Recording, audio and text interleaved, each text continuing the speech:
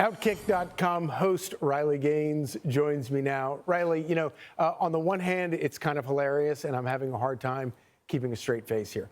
But in all seriousness, this is a really big deal. You're talking about a fire department, the largest fire department in the largest city in America, where fires can be a really bad thing. I think this might be a little bit more of a serious job that you don't want to put the DEI hire into.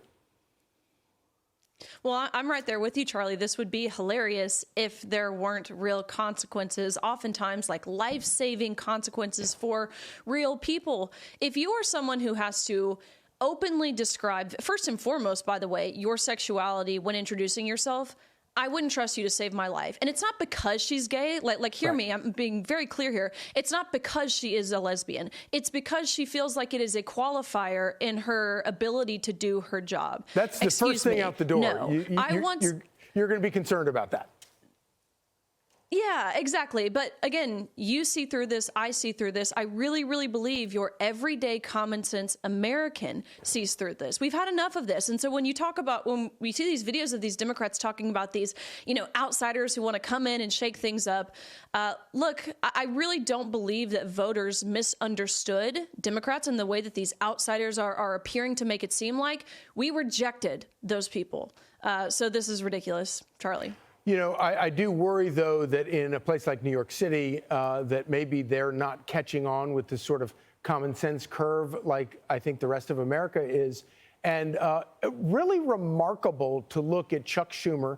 He's been here for decades. He's been here almost as long as Joe Biden has been in Washington. An approval rating of 28% is pretty remarkable when you stop and think about it. That's 72. That's a pretty unifying thing in politics today, to get 72% of people to agree on anything that Chuck Schumer is terrible.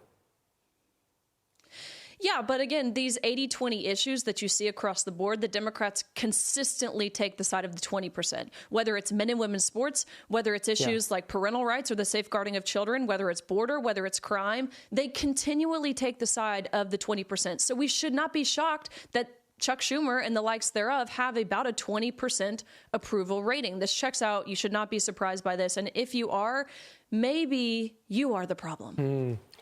Do you have any faith that the next generation of Democrat politicians coming along are going to learn any lessons from any of this?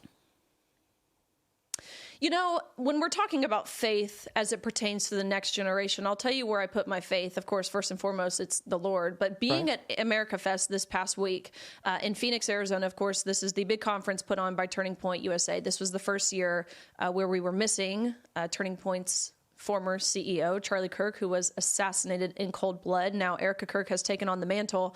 I feel so hopeful for the kingdom of Christ, for conservative causes moving forward because of what we saw there. That young generation, I forget the specific number they had there, but I think 54% of people were women. They had 2/3 of attendees, and the tens of thousands were students. That's what makes me feel hopeful and inspired. Now, as it pertains to the Democratic Party, I think the litmus test here is if you cannot confidently and emphatically say that men cannot get pregnant, then forget it. There is no hope for the Democratic Party. You'd think that would be a pretty basic low bar that even I might be able to pass, but maybe not.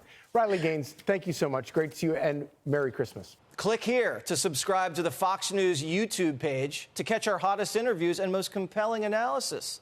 You won't get it anywhere else.